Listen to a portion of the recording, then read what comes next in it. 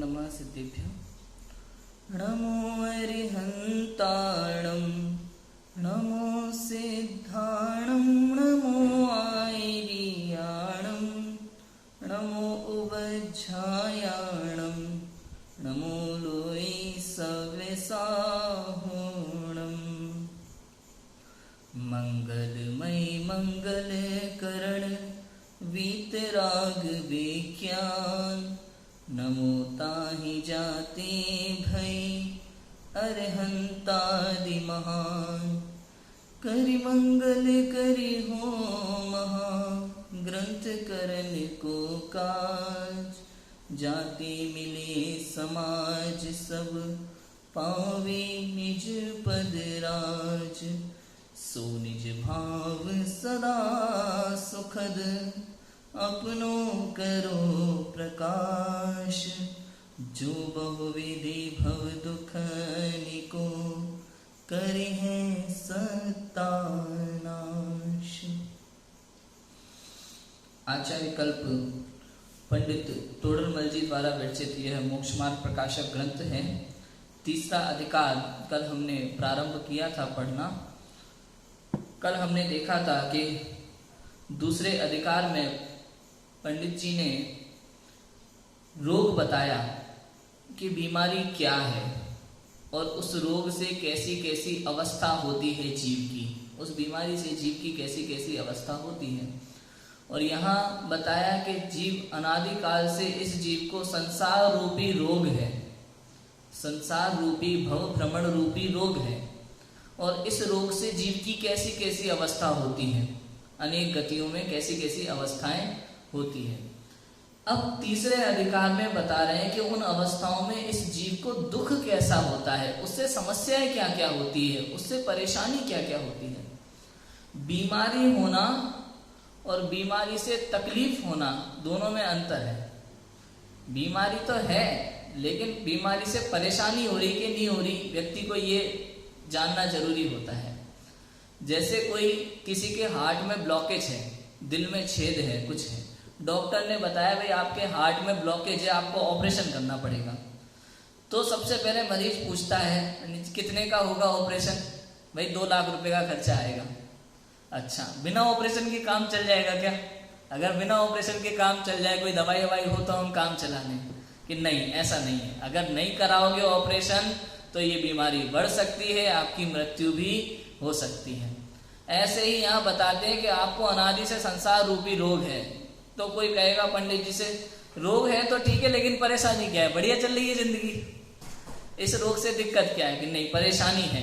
तो वो परेशानी क्या क्या है उसके विषय में हमें इस तीसरे अधिकार में बताने वाले हैं। इस तीसरे अधिकार को 2 प्रकार से हम डिवाइड कर सकते हैं। एक तो संसार दुख और दूसरा मोक्ष सुख। कल हमने कहा था ना कि संसार का दुख कितना है कि वचनों में नहीं कहा जा सकता। संसार का दुख और मोक्ष का सुख वचनों से कहा जा सकता नहीं है, अनुभव में आता है ना। ऐसे ही तो यहाँ पे मोक्ष सुख की जो बात है ना, वो तो लास्ट में 2 पेज में खत्म कर देते हैं, लेकिन संसार के दुख उसके विषय में बहुत सारे पेजेस है। अब 3 प्रकार से दुख बताए हैं पंडित तोडरमल जी ने तीसरे अधिकार में संसार दुख के। कौन कौन से? एक तो कर्मों की अपेक्षा से, कहते हैं ना कर्मोदय जन्य दुख, कर्मों की अपेक्षा से इस जीव को क्या क्या दुख होता है। दूसरा पर्याय की अपेक्षा से, 1 इंद्रिय पर्याय, 2 इंद्रिय पर्याय, 5 इंद्रिय की पर्याय में, त्रियंश पर्याय में, मनुष्य पर्याय में। तो पर्याय की अपेक्षा से जीव को कैसे कैसे दुख होते हैं। और तीसरा 4 प्रकार की इच्छाओं के कारण से जीव को किस किस प्रकार के दुख होते हैं। कर्मों की अपेक्षा से, पर्याय की अपेक्षा से और इच्छा की अपेक्षा से 3 प्रकार से यहाँ दुखों की बात बताई है। पढ़ते हैं सबसे पहले कर्मों की अपेक्षा से, पेज नंबर 46 है। वहां सब दुखों का मूल कारण मिथ्या दर्शन, अज्ञान और असंयम है। जो दर्शन मोह के उदय से हुआ अतत्व श्रद्धान, वह मिथ्या दर्शन है। उससे वस्तु स्वरूप की यथार्थ प्रतीति नहीं हो सकती, अन्यथा प्रतीति होती है। तथा उस मिथ्या दर्शन ही के निमित्त से क्षयोपशम रूप ज्ञान है वह अज्ञान हो रहा है उससे यथार्थ वस्तु स्वरूप का जानना नहीं होता, अन्यथा जानना होता है। चारित्र मोह के उदय से हुआ कषाय भाव, उसका नाम असंयम है। उससे जैसा वस्तु का स्वरूप है वैसा नहीं प्रवर्तता, अन्यथा प्रवृत्ति होती है। सीधा सिंपल है, मिथ्यात्व। सबसे बड़ा रोग मिथ्यात्व। हमारे सारे संसार दुख की जड़ जो है ना, वो मिथ्यात्व है, विपरीत मान्यता, उल्टी मान्यता। इसी के कारण से सारा दुख है। और वस्तु का सही स्वरूप पता चल जाए तो जीव को सुखी होने में देर नहीं है। सोचो, समझने में थोड़ा मुश्किल लगता है, लोगों को लगे मिथ्यात्व दुख है, उल्टी मान्यता में कैसा दुख हो सकता है? कि उल्टी मान्यता के कारण से सारी टेंशन है संसार की। क्योंकि तुम्हें वस्तु का सही स्वरूप तो पता नहीं है, अपने मन से कुछ और ही मान के बैठे हो, और जैसा मान के बैठे हो वैसा है नहीं है। अब तुम्हें लगता है कि घर में कोई मेरी बात मानता नहीं है। अरे मानेगा ही नहीं, प्रत्येक वस्तु स्वतंत्र है। तुम्हें लगता है मैं नौकरी नहीं मिल रही, कर्म का उदय नहीं है वैसा। तुम्हें लगता है पढ़ाई में अच्छे नंबर नहीं आ रहे, कर्म का उदय वैसा नहीं है। तो जो मान के बैठे है ना, वो सारा विपरीत मान्यता है, इसलिए दुखी है। नहीं आया समझ में? मोबाइल लेते हैं अपन, एक मोबाइल है, ठीक है, बच्चे के हाथ में दे दिया मोबाइल। बच्चा मोबाइल से खेल रहा है, बहुत देर से खेल रहा है। अब खेलते खेलते उसने क्या किया, उस मोबाइल को उठा के टब में डाल दिया, पानी के टब में। अब वो पानी के टब में जब बच्चे ने मोबाइल को डाला तो पिताजी एकदम दुखी हो जाते हैं, आंखों ने व्याकुल हो जाते हैं, उठा के बच्चे को थप्पड़ मार देते हैं और बच्चा रोने लगता है कोने में बैठ के। अब उसका मोबाइल का क्या होगा? चिंता, आकुलता, परेशान। कल ही तो लिया था 30,000 रुपए का, बच्चे ने पानी में डाल दिया। अब क्या होगा? मोबाइल निकालता है, धूप में सुखाता है, किसी से बात नहीं कर रहा, खाने पीने में मन नहीं लग रहा, नौकरी के पे जाने का मन नहीं कर रहा। सारी चिंता कहाँ हो गई? मोबाइल पानी में डूब गया। अब अचानक से उसकी नजर पड़ती है वो मोबाइल का जो बॉक्स आता है ना, उस बॉक्स पे, और उस बॉक्स पे एक वो गाइड वाली किताब आती है मोबाइल के विषय में जिसमें लिखा होता है। उसको जैसे ही उठा के देखता है, उस पे लिखा था ऊपर ही वाटर प्रूफ। क्या लिखा था? Water proof. जैसे ही उसे पता चला ये मोबाइल तो वाटर प्रूफ है, अब उसकी सारी चिंता खत्म। अब सोचो, खत्म हो गई कि नहीं हो गई सारी टेंशन? किसी प्रकार का दुखी नहीं है। अभी तक उसको चिंता क्यों थी? क्योंकि उसे पता ही नहीं था कि मोबाइल वाटर प्रूफ है। मोबाइल का कोई कुछ बिगाड़ सकता नहीं है, पानी से मोबाइल का कुछ बिगड़ने वाला नहीं है। जैसे ही उसे पता चला, अरे ये तो वाटर प्रूफ है, फ्री फंड में टेंशन ले रहा था, फालतू में टेंशन ले रहा था, अब उसका वो दुख समाप्त होता है। ऐसे अनादिकाल से ये जीव दुखी है, क्योंकि इसको वस्तु का स्वरूप नहीं पता। उसे पता ही नहीं है कि मैं सुख स्वरूप हूं, मैं ही परमात्मा हूं, मैं ही चैतन्य तत्व हूं। प्रत्येक आत्मा परमात्मा है। आज तक जो सिद्ध हुए हैं अपने स्वरूप को जानकर हुए हैं, और आगे जो होंगे अपने स्वरूप को जानकर होंगे। और मैं संसार में अटका हूं, मैंने पर में ही सुख माना है। ये बात इसको समझ नहीं आती। इसको नहीं पता कि मेरा कोई कुछ बिगाड़ सकता नहीं है 3 लोक 3 काल में, जब तक मेरा कर्म का उदय नहीं होगा। एक लाइन आती है किसी भजन की या काव्य की लाइन है, जब तक तेरे पुण्य का बीता नहीं करार, तब तक तेरे माफ हैं अवगुण करे 1000। जब तक तेरे पुण्य का उदय चल रहा है ना, तब तक तू 1000 पाप कर रहा है ना, तो भी तेरा दुख खत्म नहीं हो रहा, क्योंकि पूर्व का पुण्य तेरे साथ है। जब तक तेरे पुण्य का बीता नहीं करार, तब तक तेरे माफ हैं अवगुण करे 1000। लेकिन पुण्य खत्म हुआ, उसके बाद देखो रोडपति से करोड़पति और करोड़पति से रोडपति होने में टाइम नहीं लगता। पुण्य का उदय आते ही कब वो ऑटो रिक्शे वाले को पता चलता है कि मेरे पास तो बैंक में करोड़ों रुपया है। ऑटो रिक्शे वाला उदाहरण ना गुरुदेव ने दिया उदाहरण अपने प्रवचन में, कि वो ऑटो रिक्शा वाला था, उसके पिताजी का जब मरण आया तो उसने अपने दोस्त को बोला था कि मेरे बेटे को बताना नहीं कि उसके अकाउंट में करोड़ों रुपए में जमा करके जा रहा हूं, जब ये 18 वर्ष का होगा तब बताना। तो पिताजी के दोस्त ने बताया नहीं, बच्चा भीख मांग के कैसे ना कैसे ऑटो खरीद के और अपना जीवन यापन कर रहा था गरीबी में। और एक दिन उसके मित्र आए, पिताजी उसका 18 साल का हो गया था, तब पिताजी के मित्र आए कि तुम ऑटो चला रहे हो बेटा, तुम्हारे पिताजी के पास करोड़ों रुपया था, तुम्हारे अकाउंट में जमा है। मजाक समझता है, उसे लगता ही नहीं है, उसे लगता है झूठ बोल रहे हैं ये तो। पूरा प्रमाण देता है, प्रूफ देता है, सब बताता है कि मैं ऐसे ऐसे मित्र था और ये उस समय बात थी और उन्होंने कहा था 18 वर्ष हो गए तब बताना। तब जाकर के उसको कहीं विश्वास होता है, तब वो ऑटो रिक्शा चलाना छोड़ करके मर्सिडीज में घूमता है। ऐसे ही ये अज्ञानी जीव दुखी है, उसे लगता है मैं पामर हूं, मैं दीन हूं, मैं हीन हूं, हे प्रभु आप परमात्मा हो, मेरा कल्याण आपके हाथ में है, हे प्रभु मेरी नैया तो भंवर में डूब गई, आप ही पार लगाओगे। और प्रभु कह रहे हैं कि जो मेरे पास है वो तेरे पास भी है। तू तो अनंत सुखों का सागर है, अनंत गुणों का सागर है तू,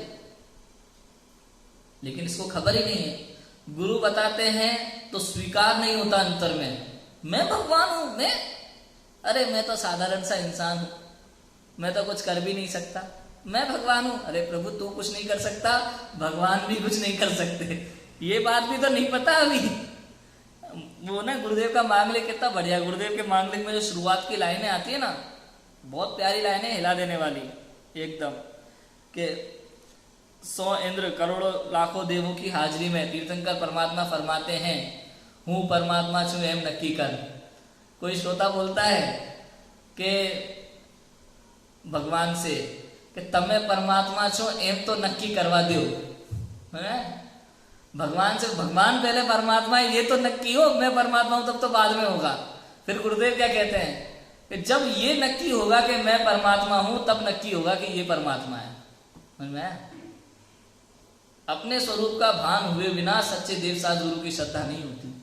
एक साथ एक समय में सच्चे देवसाज गुरु की भी श्रद्धा हो जाती है और अपने शुद्धात्म तत्व की भी श्रद्धा हो जाती है। एक साथ एक समय में अविनाभावी संबंध है। अगर देवसाज गुरु की सच्ची श्रद्धा नहीं है तो शुद्धात्म तत्व की सच्ची श्रद्धा नहीं है, और यदि देवसाज गुरु की सच्ची श्रद्धा है तो निश्चित रूप से वो जीव आत्मानुभवी है, उसे शुद्धात्म की भी सच्ची श्रद्धा है ही है, होगी होगी, ऐसा है। समझ में आया? सारे दुखों का मूल कारण ये अज्ञान है, मिथ्यात्व है, विपरीत मान्यता है। हमें लगता है ये हमारा कुछ कर देगा, हमें लगता है ये हमें दुखी करने वाला है, हमें लगता है मैं इसके कारण से दुखी हूं, मैं इसके कारण से दुखी हूं, मैं इसके कारण से दुखी हूं, ये ठीक हो जाएगा तो ये हो जाएगा, ये ठीक हो जाएगा तो ये हो जाएगा, काश ऐसा होता, काश ऐसा होता, काश ऐसा होता। ये सोच सोच के जीव पागल हुआ जा रहा है, लेकिन उसे वस्तु स्वरूप की प्रतीति नहीं होती, सच्ची बात समझ में नहीं आती। ऐसा होता है। वहां सब दुखों का मूल कारण मिथ्या दर्शन, अज्ञान और असंयम है, अर्थात मिथ्या दर्शन, मिथ्या ज्ञान और मिथ्या चारित्र है, जो दर्शन मोह के उदय से हुआ अतत्व श्रद्धान व मिथ्या दर्शन है। यहां दर्शन शब्द का अर्थ है श्रद्धा। क्या अर्थ है दर्शन शब्द का? श्रद्धा। ये वस्तु ऐसी है, इसका नाम श्रद्धा है ना? दर्शन मोह का नाम श्रद्धा। अब ये मोहनीय कर्म, मोहनीय कर्म के दो भेद हैं, दर्शन मोहनीय और चारित्र मोहनीय। दर्शन मोहनीय के उदय से अतत्व श्रद्धान होता है, अर्थात तत्व का सच्चा श्रद्धान नहीं होता, इसका नाम मिथ्या दर्शन है। अतत्व श्रद्धान, तत्व का श्रद्धान नहीं होना, इसका नाम क्या है? मिथ्या दर्शन है। उससे वस्तु स्वरूप की यथार्थ प्रतीति नहीं हो पा रही।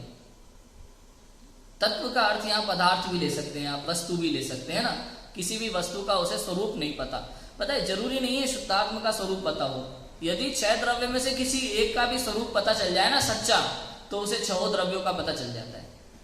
यदि पुद्गल की भी सच्ची श्रद्धा हो गई ना, तो समझ लो उसे 6 द्रव्य की श्रद्धा हो गई, नहीं तो एक की भी नहीं होगी। ऐसा है, किसी भी द्रव्य की, किसी भी तत्व की सच्ची श्रद्धा हो जाए उसे, तो काम हो जाता है। अतत्व श्रद्धान, वस्तु स्वरूप की यथार्थ प्रतीति नहीं होती, अन्यथा प्रतीति होती है। कुछ का कुछ ही मानता है। सांप को रस्सी मानने का उदाहरण फेमस है ना, कुछ का कुछ मान के बैठा हुआ है और दुखी है। रस्सी पड़ी थी, अपना तो जंगल है, सांप घूमते रहते हैं आए दिन, तो काली सी कोई रस्सी पड़ी होगी। अब काली सी रस्सी पड़ी है, ऐसा लग रहा है सांप है, यहाँ स्वाध्याय हॉल की सीढ़ी उतर रहे हैं तो ऐसा लग रहा है सांप है, सांप है, सांप है। खड़े बैठे, ये निकल जाए तो हम निकले, तो कब तक बैठे रहोगे ऐसे? 1 घंटा, 2 घंटा, 3 घंटा, कब वो सांप चला जाएगा? सांप होगा तो जाएगा ना, वो तो रस्सी है, वो तो वहीं पड़ी रहेगी। जैसे ही पता चलता है अरे तो मैं गलती से सांप समझ रहा था, ये तो रस्सी है, तो अपना दुख दूर हो जाता है, अपन निकल जाते हैं। तो सारे दुखों का मूल कारण क्या है? अज्ञान है, मिथ्यात्व है, विपरीत मान्यता है, उल्टी मान्यता है। ये पूरे वस्तु स्वरूप के संबंध में हमारी मान्यताएं सब विपरीत हैं, इस कारण से हमें प्रति समय दुख होता है। हर चीज में हमारी दुख का कारण केवल अपनी भूल है, अपनी अज्ञानता, अपना मिथ्यात्व है। उस मिथ्या दर्शन ही के निमित्त से क्षयोपशम रूप ज्ञान है वह अज्ञान हो रहा है। ज्ञान आत्मा का गुण है, आत्मा का गुण अर्थात आत्मा ही ज्ञान है। ठीक है, जैसे शक्कर और मिठाई में कोई अंतर नहीं ना। शक्कर और मिठाई माने मिठास और शक्कर, शक्कर का गुण मिठास है, तो मीठे और शक्कर को अलग नहीं किया जा सकता, शक्कर और मिठास एक ही है। ऐसे आत्मा और ज्ञान एक है, अभेद है। अभी प्रवचन सार में यही चल रहा है, 34 गाथा में सुबह पढ़ रहे हैं ना अपन। तो वो आत्मा और ज्ञान क्या है, एक ही है। तो उस मिथ्या दर्शन ही के निमित्त से क्षयोपशम रूप ज्ञान अज्ञान हो रहा है। अब ये क्षयोपशम रूप ज्ञान क्या है कि जैसे सूरज तो सूरज है, सूरज तो सूरज है, सब जगह प्रकाशित करने वाला है, लेकिन अभी हमने खिड़की दरवाजे बंद कर दिए तो कमरे में प्रकाश नहीं आता। तो सूरज में कुछ खराबी हुई या अपने कमरे में प्रकाश नहीं आने का कारण खिड़की दरवाजे हैं? समझ में आ रहा है?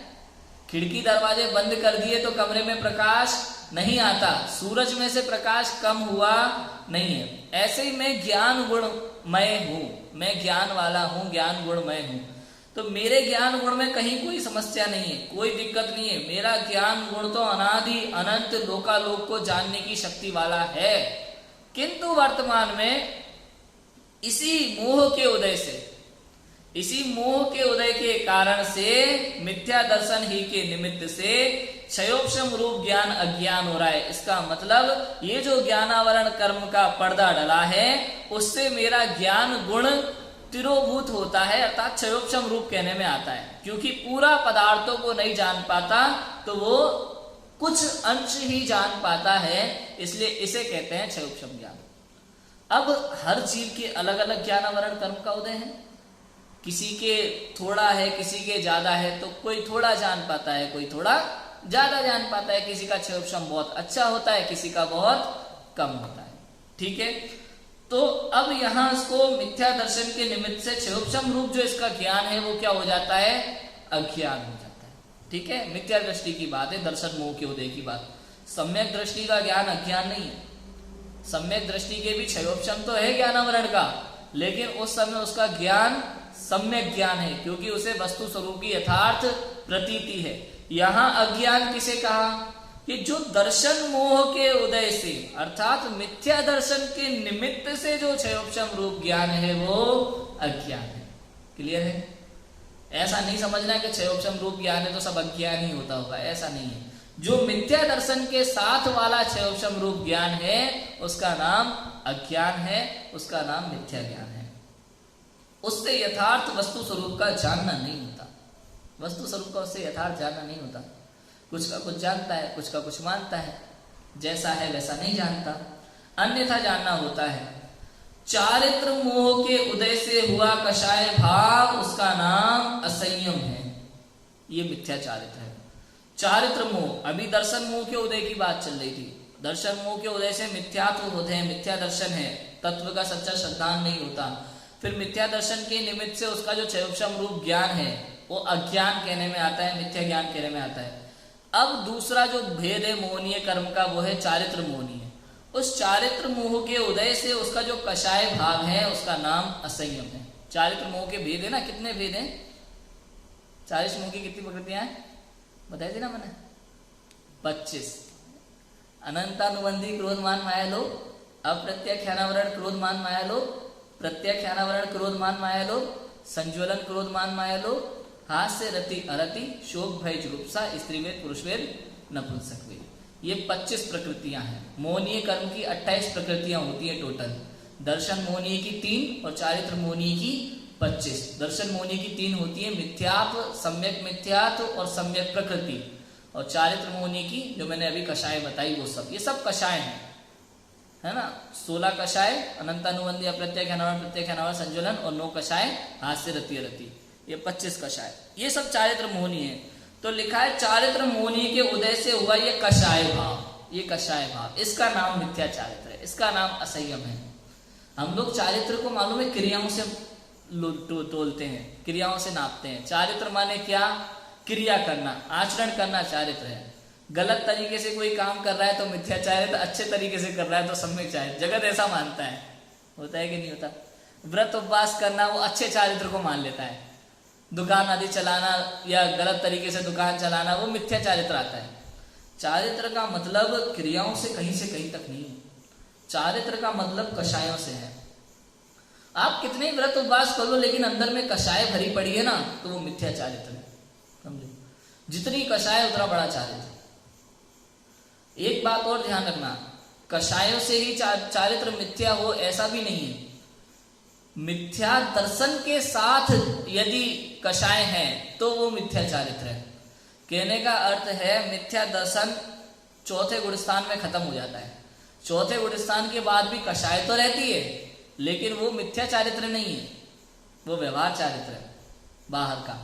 आत्मानुभूति वो निश्चय चारित्र, आत्मानुभूति के बाहर की सविकल्प दशा, आत्मानुभूति के पश्चात वो व्यवहार चारित्र, और आत्मानुभूति से पहले अर्थात चौथे गुण स्थान से पहले की दशा वो मिथ्या चारित्र। क्लियर है? इतना है। अब मिथ्या दर्शन के साथ चारित्र मोह के उदय से हुआ जो कषाय भाव, उसका नाम असंयम है, उसका नाम मिथ्या चारित्र है। अब ये जीव कुछ भी करे, अब देखो कितनी कमाल की बात है। अभी प्रक्षाल पूजन कर रहा है व्यक्ति, स्वाध्याय कर रहा है, तत्व चिंतन कर रहा है, प्रतिक्रमण कर रहा है, आलोचना कर रहा है, सब कर रहा है, अच्छे अच्छे काम कर रहा है, दया दान भक्ति राग सब कर रहा है, लेकिन अभी वो मिथ्या चारित्र है क्योंकि उसे आत्मानुभव नहीं है, उसे वस्तु स्वरूप की प्रतीति नहीं है यथार्थ। लेकिन जैसे ही वो तत्व चिंतन करते करते करते करते करते करते जब भेद ज्ञान करता है कि जैसे दाल और छिलका भिन्न है ऐसे शरीर और आत्मा भिन्न है, मैं उद्गल नहीं हूं, मैं शरीर से भिन्न हूं, कर्मों से भिन्न हूं, द्रव्य कर्म ना भाव कर्म नौ कर्म से भिन्न शुद्धात्मा हूं, ऐसी जब उसे यथार्थ प्रतीति होती है और एकदम सविकल्प दशा से निर्विकल्प दशा की ओर जाता है, और उसके बाद जब आत्मानुभव के बाहर आता है, उसके बाद उसकी वही सारी क्रियाएं अगले दिन से, आज मिथ्या चारित्र कहने में आ रही थी वही सब चीजें, प्रक्षाल पूजन स्वाध्याय सब, और आज ही शाम को बैठे बैठे एक समय का आत्मानुभव हो गया, निर्विकल्प अवस्था हो गई। अब जब अगले दिन वो यही प्रक्षाल पूजन करेगा, वो व्यवहार चारित्र है, व्यवहार सम्यक चारित्र। देखो कल तक वो सब मिथ्या चारित्र था, आज सम्यक दर्शन हुआ, कल वो सम्यक चारित्र कहने में आने लगा। वही सारी क्रियाएं आपकी सेम टू सेम। अब वो दुकान पे जा रहा है वो भी सम्यक चारित्र है उसका, वो मिथ्या चारित्र नहीं है। अब वो घर में कुछ भी खाना खा रहा है, हॉस्पिटल जा रहा है, कोई भी काम कर रहा है, अब वो सम्यक चारित्र है। सम्यक दर्शन के बाद उसका सारी क्रियाएं सम्यक चारित्र। चारित्र मोह के उदय से हुआ कषाय भाव, उसका नाम असंयम है। ये क्रोधाधिक कषाय, ये जीव के दुख का कारण है बहुत बड़ा, इनसे जीव दुखी होता है। ये क्रोधाधिक कषाय ये कोयले के समान है, जलते हुए कोयले के समान, जलता हुआ कोयला यदि आप किसी के ऊपर फेंको ना तो पहले अपना हाथ जलता है, उसके बाद दूसरा व्यक्ति जलता है। ऐसे हम क्रोध करते हैं तो क्रोध से पहले स्वयं जलते हैं, स्वयं दुखी होते हैं, उसके बाद दूसरा व्यक्ति दुखी होता है। अहंकार, मान कषाय, माया, छल कपट, लालच, ये सब पहले जीव को स्वयं दुखी होता है इन कषायों से, उसके बाद अपने कारण से दूसरों को भी दुखी करता है। ये असंयम है, ये मिथ्या चारित्र है। आपको जगत में ना केवल क्रियाएं दिखती हैं, कषाय नहीं दिखते हैं। हम वेश देखते हैं, वेश अच्छा है, देखो कपड़े कितने बढ़िया पहनते हैं ये लोग, बाल कितने अच्छे रखते हैं, उसको देख करके हम उसके चरित्र का चित्रण करते हैं। कपड़े कैसे हैं, बाल कैसे हैं, बोलता कैसा है, वेश कैसा है इसका, उसको देख करके हम चरित्र चित्रण करते हैं। लेकिन अंदर में कषाय कितनी है वो नहीं देखते। गुस्सा कितना करता है, इसके अंदर अहंकार कितना है, अरे ये तो छल करता है दूसरों के साथ, इसके अंदर लालच कितना है, उससे पता चलता है कि ये कितना असंयमी जीव है। कषायों से पता चलता है असंयमी जीव है, और कषायों के अभाव से जीव का संयम होता है। कषाय के अंदर में कषाय का अभाव होता है और बाहर में उस रूप चारित्र प्रकट हो जाता है जीव को, अपने आप सहज होता है, करना नहीं पड़ता। देखो अनंतानुबंधी कषाय जब जाती है ना चौथे गुण स्थान में मिथ्यात्व के साथ में, तब वो संयमी नहीं हो पाता। केवल उसको क्या होता है उस समय, अन्याय, अनीति और अभक्ष का त्यागी होता है, इतना होता है बस। सम्यक दृष्टि चौथा गुण स्थानवर्ती जीव अव्रति श्रावक है ना, अव्रति श्रावक, उसके व्रत आदिक नहीं है, नियम संयम नहीं है, लेकिन उसके इतना है कि अन्याय, अनीति और अभक्ष का वो पूर्णतः त्यागी होता है। भूमिका अनुसार भूमि का अनुसार होता है, पूर्णता कभी नहीं होता, भूमि का अनुसार होता है। चौथे गुणस्थान की भूमिका में अलग वर्णन है, क्या खाना क्या नहीं खाना, कैसे रहना। पांचवें गुणस्थान की भूमिका अलग है, मुनिराजों की भूमिका में त्याग और बढ़ जाता है। समझ में आया? ऐसा होता है। अब आप देखो, अनंतानुबंधी मिथ्यात्व का अभाव हुआ तो स्वरूपाचरण चारित्र प्रकट हो जाता है चौथे गुणस्थान में। लेकिन अब जब ध्यान में, आत्म ध्यान में लीनता बढ़ती है, स्थिति बढ़ जाती है, आत्म ध्यान की निर्विकल्प अनुभव में स्थिति बढ़ जाती है, तो उसके दूसरी कषाय चौकड़ी का भी अभाव हो जाता है, अप्रत्याख्यानावरण का। और अप्रत्याख्यानावरण का जब उसके अभाव होता है तो सहज रूप से बाय में उसके व्रताधिक बनने लगते हैं। 11 प्रतिमाएं, 12 व्रत, है ना, 5 अणुव्रत आ जाते हैं उसके जीवन में। ये सब होता है। ये आत्म विशुद्धि बढ़ते बढ़ते ये सब भाव आने लगते हैं। और जब तक आत्मा की शुद्धि नहीं है तब तक बाय में कितने ही नियम ले लो, उससे कुछ होने वाला नहीं है, कुछ होने वाला नहीं। क्योंकि जब तक कषायों का अभाव नहीं है ना, तब तक वो जीव के नियम संयम ले ले, वो दुखी रहता है, दुखी रहता है। आत्म स्वरूप की प्रतीति नहीं हो ना, तब तक वैराग्य नहीं है। और वैराग्य नहीं है तो संसार की चीजों का त्याग, वो सच्चा त्याग नहीं हो पाता।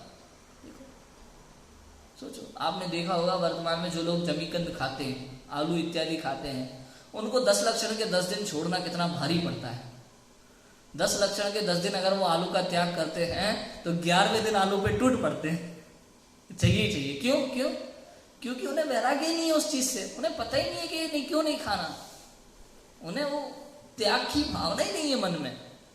आपने कई लोग देखे होंगे अभी वर्तमान में भी, स्वाध्याय भी करते हैं, सब करते हैं, 10 लक्षण के 10 दिन होटल में नहीं खाएंगे, बाजार में नहीं खाएंगे। ओ भाई साहब, 11वें दिन ऐसे टूट पड़ते हैं होटलों में जाके जैसे आजादी मिली हो जेल से आजाद हुए हो। और ये तक नहीं सोचते कि होटल में नॉन वेज बन रहा है, वेज बन रहा है, क्या बन रहा है, क्या नहीं बन रहा है, बस बोल देते हैं। और फिर बाद में कोई पूछे, अरे हमने तो जैन भोजन ऑर्डर किया था। अरे वो किचन में क्या बना रहे हैं, कौन सा चम्मच यूज कर रहे हैं, क्या पता कौन बना रहा है, क्या बना रहे हैं। नहीं, हमने तो जैन भोजन ऑर्डर किया था। नहीं भैया, बहुत बड़ी गलती है। ये जो त्याग होते हैं, ये जो हम संयम लेते हैं 10 लक्षण में, व्रताधिक में, ये प्रैक्टिस है हमारी। इसलिए नहीं कि 11वें दिन हम उसी पे टूट पड़े। ये प्रैक्टिस है कि 10 दिन अगर हम नहीं खा रहे तो अब थोड़ा थोड़ा करके हमें छोड़ना चाहिए, त्याग करना चाहिए। ऐसा नहीं कि 11वें दिन हम उसमें टूट पड़े। अब ऐसा क्यों होता है?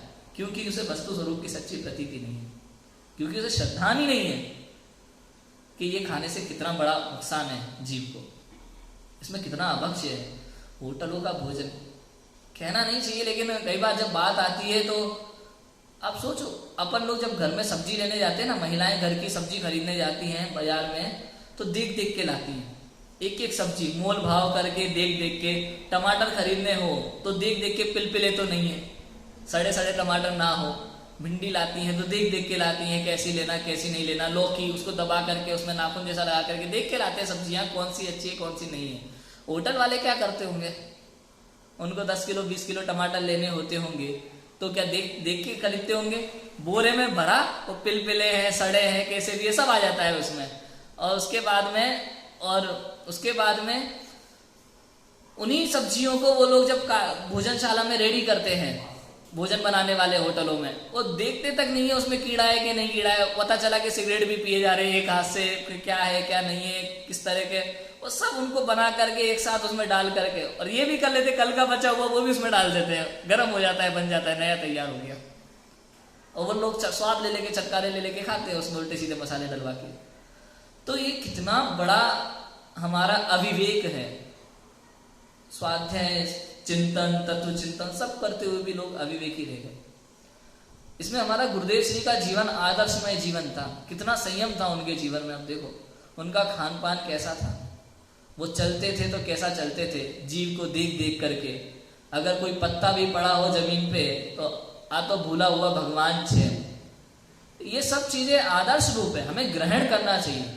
वर्तमान में हम लोग बोलते तो हैं भाई उनका जीवन ऐसा था, उनका जीवन ऐसा था, उनका जीवन ऐसा था, ये क्यों नहीं सोचते कि हम भी उनके जैसा जीने का प्रयास करें। हमें भी तो अपना जीवन उनकी तरह बनाना है, तब जाके हमारा दुख दूर होगा। ये पूरा कषाय, अंदर में यदि कषाय है, क्रोधाधिक भरा पड़ा है, इच्छाएं बहुत है मन में, तो ये जीव सदा दुखी रहेगा। जब तक इन इच्छाओं का अभाव नहीं होगा, कषायों का अभाव नहीं होगा, तब तक जीव दुखी होने वाला नहीं। बाहर में कितने ही नियम संयम ले ले, अंदर में आत्मानुभव नहीं है, प्रतीति नहीं है, आत्मा की वस्तु स्वरूप की सच्ची प्रतीति नहीं है, तब तक वो दुखी ही रहने वाला है। ऐसा है, उससे जैसे वस्तु स्वरूप है वैसा नहीं प्रवर्तता, अन्यथा प्रवृत्ति होती है। इस प्रकार ये मिथ्या दर्शनादिक है, वे ही सर्व दुखों का मूल कारण है। अब वो किस प्रकार है ये मिथ्या दर्शनादिक मूल कारण, वो 8 कर्मों की अपेक्षा से यहाँ वर्णन करेंगे। ज्ञानावरण दर्शनावरण के क्षयोपशम से होने वाला दुख और उससे निवृत्ति। भाई ज्ञानावरण दर्शनावरण कर्म के उदय से जीव को कैसे कैसे दुख होते हैं अंदर में, वो सोचते हैं, वो विचार करते हैं, उससे निवृत्ति कैसे होगी इसके विषय में भी यहाँ बताते हैं। निमित्त की अपेक्षा से कथन है यहाँ पे, मिथ्या दर्शनादिक से जीव को स्वपर विवेक नहीं हो सकता। स्वयं एक आत्मा और अनंत पुद्गल परमाणुमय शरीर, इनके संयोग रूप मनुष्यादि पर्याय उत्पन्न होती है, उसी पर्याय को स्व मानता है, तथा आत्मा का ज्ञान दर्शनादिक स्वभाव है, उसके द्वारा किंचित जानना देखना होता है, और कर्मोपाधि से हुए क्रोधादिक भाव उन रूप परिणाम पाए जाते हैं, तथा शरीर का स्पर्श रस गंध वर्ण स्वभाव है वह प्रकट है, और स्थूल कृशादिक होना तथा स्पर्शादिक का पलटना इत्यादि अनेक अवस्थाएं होती हैं। इन सबको अपना स्वरूप जानता है।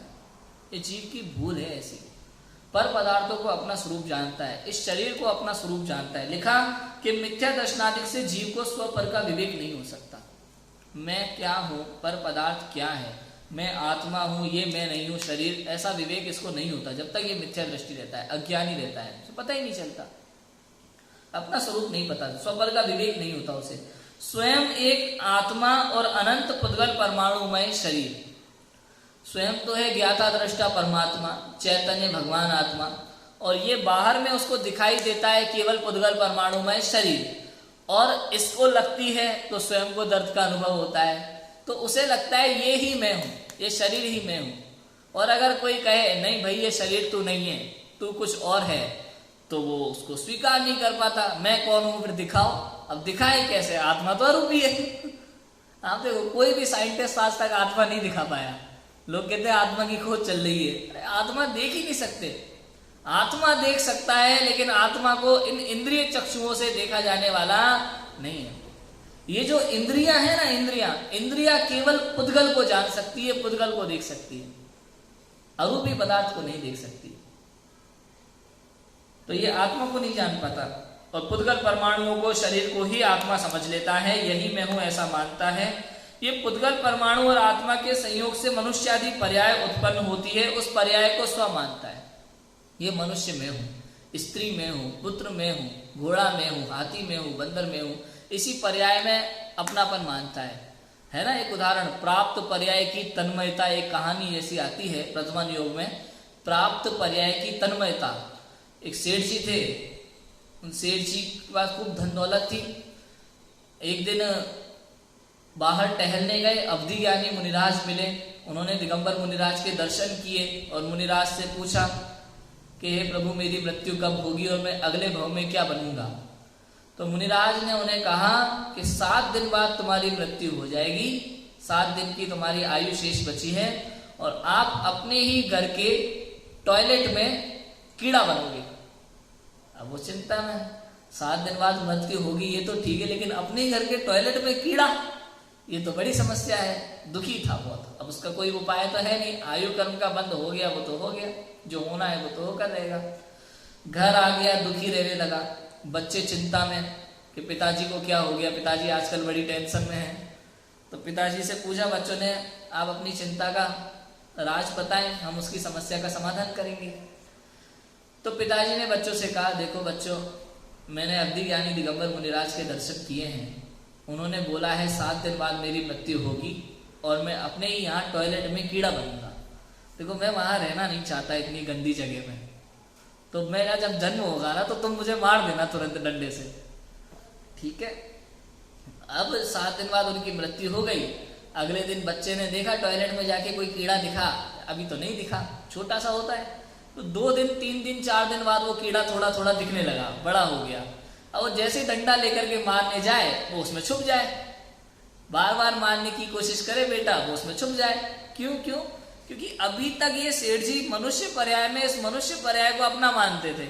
अब वो कीड़ा बनने के बाद उस कीड़े की पर्याय में अपने को देखते हैं, अपने आप को कीड़ा मान के बैठे, अब बनना नहीं चाहते। यहाँ लगता था कि मुझे कीड़ा बन जाऊं तो मार देना, लेकिन वहां नहीं बनना चाहता। प्रत्येक जीव को अपनी पर्याय से इतना ही प्रेम है, तन्मयता है, प्राप्त पर्याय की तन्मयता। हर जीव मृत्यु से डरता है, बचना चाहता है। बंदर हो, हाथी हो, घोड़ा हो, कोई भी हो जानवर, मरना नहीं चाहता, बचना चाहता है। उसे लगता है यही मैं हूं। बचपन में मैं भी ये सोचता था, करीब दूसरी तीसरी कक्षा में ऐसा लगने लगता था मैं कौन हूं, क्या हूं, कहां से आया हूं, मेरे जन्म से पहले मैं क्या था। ये प्रत्येक जीव को प्रश्न होना ही चाहिए मन में। पंडित टोडरमल जी ने तो लिख दिया पहले अध्याय में श्रोता के स्वरूप में कि श्रोता वो जिसे सबसे पहले मन में ये प्रश्न हो कि मैं कौन हूं, मेरा स्वरूप क्या है, ये जो मेरे भाव हो रहे हैं इनका क्या फल लगेगा। ये विचार ही नहीं आते मन में। बचपन से मैं ये सोचता था कि भाई मैं कौन हूं, कहां से आया हूं, मरने के बाद क्या होता होगा। सोचो जब शरीर को जला देते हैं उसके बाद क्या होता होगा, कहां चले जाते होंगे ये जीव। छोटे बच्चे की अवस्था में जब ऐसे प्रश्न दिमाग में घूमते तो रोना आ जाता है, अजीब सा लगने लगता है मन को, मन में बेचैनी हो जाती है, किसी काम में मन नहीं लगता। क्या हो जाएगा मरने के बाद, मैं जो भी दोस्त बनाता हूँ ये सब छोड़ के चले जाएंगे, मेरे मम्मी पापा भी मुझे छोड़ के चले जाएंगे, फिर क्या होगा हमारा। बहुत सारी बातें हैं, लेकिन जिसको प्राप्त पर्याय में तन्मयता है उसे इन सब बातों से कोई लेना देना नहीं होता। उसे लगता है यही मैं हूं, ये सामने दिख रहा है यही जीवन है, इसके आगे कुछ नहीं। आज भी ऐसा ही है, इतना सारा पढ़ते हैं, लिखते हैं, ऊंचे ऊंचे जॉब हो जाती है, सब कुछ हो जाता है, लेकिन उसे लगता है यही जीवन है, इसी जीवन में हमें टॉप करना है। इसी जीवन में यदि हम टॉप कर गए तो हमारा बहुत नाम होगा, नाम कमाना है, नाम कमाना है। धन, नाम और प्रतिष्ठा, इसी के पीछे ये मनुष्य भाव बेकार जाता है, जीव का बेकार जाता है। अब इनसे पूछो भैया ऐसा कौन सा मनुष्य है, बड़े से बड़ा कोई आप एक बता दो जिसका नाम अनंत काल तक जीवित रहता हो। कोई नहीं है। इस संसार में सबसे अधिक पुण्यवान केवल और केवल तीर्थंकर का जीव है, लेकिन आज भी किसी से पूछो भूतकाल के 24 तीर्थंकरों के नाम बताओ तो पता नहीं है। भूतकाल में अनंत 24 ही हो गई, उनके नाम नहीं पता। यहां तक कि वर्तमान के 24 तीर्थंकरों के नाम भी कितने से जैन लोगों को पता है, वर्तमान के 24 तीर्थंकरों के नाम भी नहीं जानते कोई। चलो वर्तमान के 24 तीर्थंकर तो ठीक, चक्रवर्ती तो बहुत बड़ा व्यक्तित्व है। कोई 12 चक्रवर्ती जो हुए हैं इस चतुर्काल में, उन 12 चक्रवर्ती के नाम जैन नहीं सुना पा सकते। बताओ, चक्रवर्ती जैसा पुण्यात्मा भरत चक्रवर्ती को अपने आप अहंकार हो गया था अपने मन में कि प्रथम चक्रवर्ती मैं ही हुआ हूं। जब विजयार्थ प्रवर्तक पर अपने नाम लिखने गया तो पता चला नाम लिखने के लिए जगह ही नहीं है, आज तक अनंत चक्रवर्ती हो चुके हैं। सोचो, तो जब चक्रवर्ती का नहीं नाम चलता तो हम लोग क्या सोचते हैं कि अपना नाम चले, बड़े पुतला बनेगा, ये करेंगे वो करेंगे, सब बेकार है, टोटल वेस्ट। केवल आत्मा ही है, मैं ही हूं, मेरा ही स्वरूप है जो सुख का कारण है। इस संसार में कहीं और सुख है ही नहीं। आचार्य देव कहते हैं एक प्रकार को रेत में से तेल निकल सकता है, बालू में से तेल निकल सकता है एक बार को, लेकिन पर द्रव्यों में से सुख मिलने वाला नहीं। ये सुख का सागर मैं ही हूं, मुझ में ही मिलेगा और कहीं मिलने वाला नहीं है। आत्मा ज्ञान दर्शनादिक स्वभाव है, उसके द्वारा किंचित जानना देखना होता है। कर्मोपाधि से हुए क्रोधादिक भाव अनुरूप परिणाम पाए जाते हैं। शरीर का स्पर्श रस गंध वर्ण स्वभाव है, वह प्रकट है, और स्थूल कृशादिक होना तथा स्पर्शादिक का पलटना इत्यादि अवस्थाएं होती हैं। इन सबको अपना स्वरूप जानता है। जो कुछ भी शरीर में होता है ना, उसे लगता है मेरे अंदर हो रहा है। बुखार होता है तो लगता है मुझे बुखार आ गया, कुछ अच्छा होता है, हवा लगती तो लगता है मुझे आनंद आ गया। जबकि सर्दी गर्मी बरसात इन सबसे ये आत्मा भिन्न है। आत्मा को ना सर्दी लगती, ना गर्मी लगती, ना बरसात में उसको होता है। हमारे दिगंबर मुनिराज देखो, सर्दी हो गर्मी हो बरसात हो अपने स्वरूप में मग्न रहते हैं, कुछ भी हो जाए। अज्ञानी जीवों तो कभी कभी दिगंबर मुनिराजों के लिए भी ऐसे जताते हैं जैसे वो दीनहीन हो, दुखी हो। कई बार अब उपसर्ग का चित्रण चलता है ना, मुनिराजों के उपसर्ग की बात आती है कि भाई सियालिनी खा रही थी वन में, बाघिन खा रही थी वन में, पालीताना में पांडवों को लोहे के जले हुए कंगन पहना दिए थे गरम गरम। ओ बेचारे मुनिराजों की कैसी दशा हो रही होगी। अरे बेचारे बेचारे नहीं है मुनिराज, बेचारे हमें, वो तो अपने अतीन्द्रिय आनंद में मग्न है और सिद्धालय को प्राप्त हो चुके हैं। वो बेचारे नहीं है, बेचारे हम हैं जो उन्हें बेचारा समझ रहे हैं। वो उस समय भी अपनी आत्मा को अपने शरीर से भिन्न देख रहे थे। शरीर जल रहा था लेकिन वो अपनी आत्मा में अतीन्द्रिय सुख का आनंद ले रहे थे। अगर वो उस समय सुख का आनंद नहीं ले रहे होते ना तो वो सिद्धालय में नहीं जा पाते, नकुल और सहदेव की तरह रह जाते। नकुल और सहदेव जैसे सर्वार्थ सिद्धि तक ही जा पाए, सिद्ध नहीं हो पाए, 5 में से 2 पांडव, वैसे ही गजकुमार मुनिराज हुए, सुकौशल मुनिराज हुए, सुकुमार मुनिराज हुए, और 3 पांडव भीम, युधिष्ठिर और अर्जुन हुए। ये जो सिद्ध अवस्था को प्राप्त हुए, सोचो वो 3 मुनिराज भीम, युधिष्ठिर और अर्जुन, इन 3 मुनिराजों ने अपने शरीर से भिन्न अपने आत्म स्वरूप को देखा, उसमें लीन हो गए। बाहर में शरीर चल रहा था, उनको अंदर में आत्मा का अतीन्द्रिय आनंद आ रहा था। उनको इंद्रिय पे उनका विकल्प ही नहीं था, निर्विकल्प दशा थी, शुद्धात्मा के अनुभव में मस्त थे, एकदम अतीत सिद्धों जैसा आनंद का वेदन कर रहे थे। और बाहर से शरीर चल रहा था और बाहर से देखने वालों को लग रहा था अरे बेचारे मुनिराज कैसा भारी उपसर्ग, ये दुख भोग केवल हमें हो रहा था, मुनिराज सिद्धों जैसा सुख भोग रहे थे, अतीन्द्रिय सुख भोग रहे थे। और जरा सा वो नकुल सहदेव को अल्प राग आ गया कि मेरे जो साधर्मी मुनिराज हैं, इन साधर्मी मुनिराजों की भी कैसी दशा हो रही होगी। उनको ये थोड़े से राग के कारण से 33 सागर की जेल हो गई सर्वार्थ सिद्धि में। आप देखो, जेल कहा उसे, जेल सर्वार्थ सिद्धि में अब 33 सागर तक रहना पड़ेगा, जेल जैसा हो गया वो, ऐसा है। ये स्पर्श रस गंध वर्ण, ये जो स्वभाव है शरीर का वो प्रकट है। स्थूल कृशादिक होना, स्पर्शादिक का पलटना इत्यादि अवस्थाएं होती है। गोरा होना, काला होना, बुखार आ जाना, कोई रोग हो जाना, ये शरीर की जैसी जैसी अवस्थाएं होती हैं, उसको देख देख के उसे लगता है ये मैं हूं और दुखी होता रहता है। उसे पता ही नहीं है आत्मा गोरा काला नहीं होता, आत्मा को बुखार नहीं आता, और बुखार आ जाए शरीर को आता है ठीक हो जाता है। ये सब उसको वस्तु स्वरूप का श्रद्धान नहीं है, इसलिए जीव दुखी है, अपने कारणों से दुखी है, दूसरे के लिए नहीं है। आप देखो ये जो मोह है ना, ये मोह वास्तव में भयंकर दुख का कारण है, बहुत दुख का कारण है। अब मैं ठीक हूँ, मेरी तबीयत ठीक है, मैं बिल्कुल एकदम बढ़िया हूँ, मुझे 2 रोटी की भूख है, मैंने 2 रोटी खा ली, लेकिन मेरी मम्मी को तसल्ली नहीं होगी। मम्मी को ऐसा लगता है बेटा भूखा है, 2 ही रोटी खाई बस, अरे थोड़ा और ले ले, थोड़ा सा फल खा, थोड़ा ये खा, वो खा, हमें चाहिए ही नहीं, हमारे शरीर को चाहिए नहीं, हमें लग ही नहीं रहा कि हमें जरूरत है, लेकिन उनको मोह के कारण से ऐसा लगता है कि हमारे बेटे को कम खा रहा है, ये कुछ प्रॉब्लम है, थोड़ा ज्यादा खिलाओ, ज्यादा खिलाओ, ज्यादा खिलाओ। ये दुखी जो है ना, मेरी माता जो दुखी है वो अपने मोह से दुखी है, मैं खाना खा रहा हूं या नहीं खा रहा है इस बात से दुखी नहीं है। सोचो, परब्रह्म में दुख का कारण नहीं है, ये मोह दुख का कारण है, इस मोह के कारण से ये दुखी है।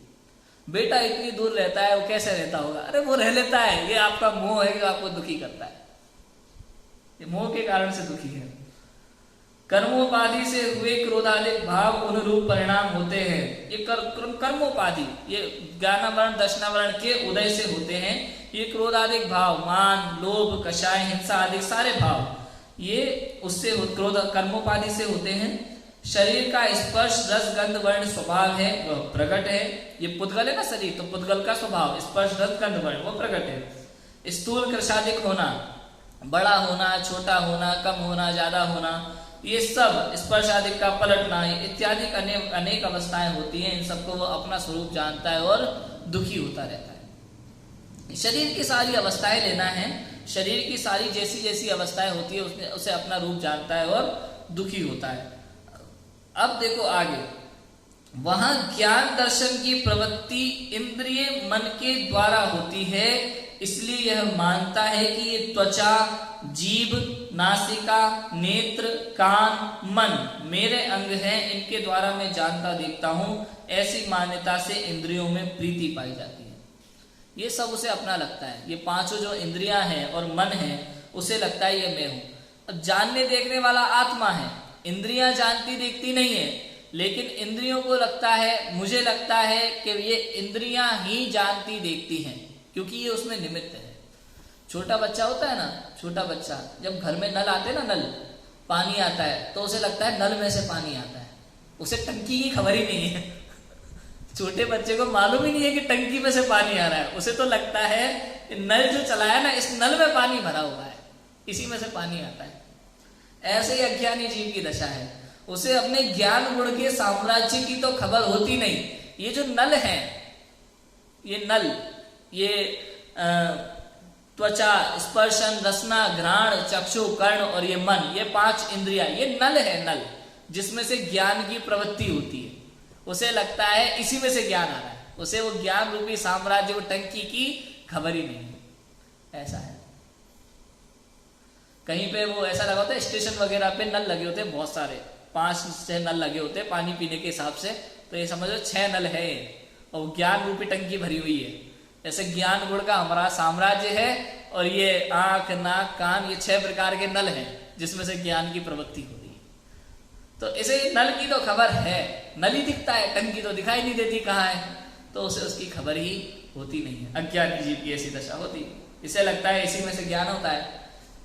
अब मोह के आवेश से उन इंद्रिय के विषय ग्रहण करने की उसकी इच्छा होती है। अब देखो कैसी कैसी इच्छाएं जीव की होती है, इसमें बहुत सारा वर्णन है, टाइम तो हमारा हो गया है आज का।